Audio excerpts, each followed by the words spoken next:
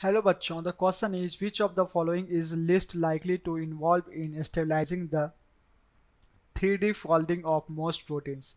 Option A hydrophobic interaction, option B ester bond and option C hydrogen bond and option D electrostatic interaction। देखो बच्चों, सबसे पहले ये बात की गई है टर्सरी स्ट्रक्चर ऑफ प्रोटीन। किसके बारे में बात कर गई है?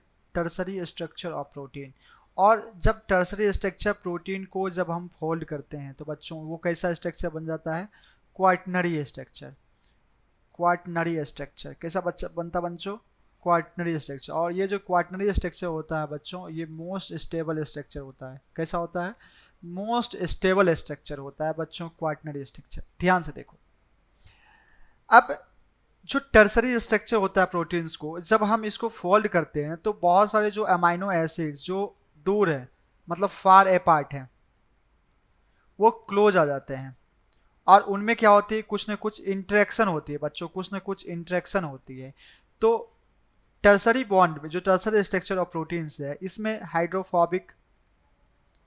हाइड्रोफोबिक इंटरेक्शन भी होती है, हाइड्रोजन बॉन्ड भी बनते हैं,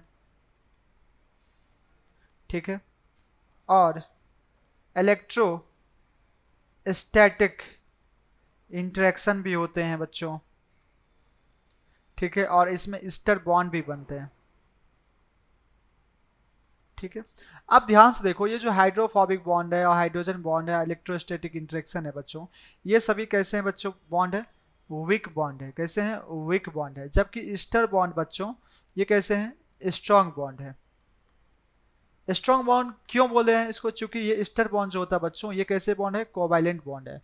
और कोवैलेंट बॉन्ड जो होते हैं वो स्ट्रॉन्ग बॉन्ड होते हैं as compared to the ionic bond, as compared to the hydrogen bond. इन सभी के कंपेरिजन में ये सभी वीक बॉन्ड होते हैं और ईस्टर बॉन्ड कोवैलेंटली बॉन्डेड होते हैं और स्ट्रॉन्ग बॉन्ड होते हैं। तो इसलिए इस क्वेश्चंस में पूछा गया है which of the following is least likely to involve in stabilising the 3D folding of most protein. देखो बच्चों, अगर किसी भी चीज़ को स्टेबलाइज करना तो मतलब बॉन्ड का ब्रेकेज होगा तब उसको एक साथ फोल्ड करके एक जगह लाया जाएगा। तो चूंकि ईस्टर बॉन्ड्स कैसे बॉन्ड होते हैं? कोवैलेंट बॉन्ड होते हैं। और ये कैसे बॉन्ड होते हैं? स्ट्रॉन्ग बॉन्ड होते हैं।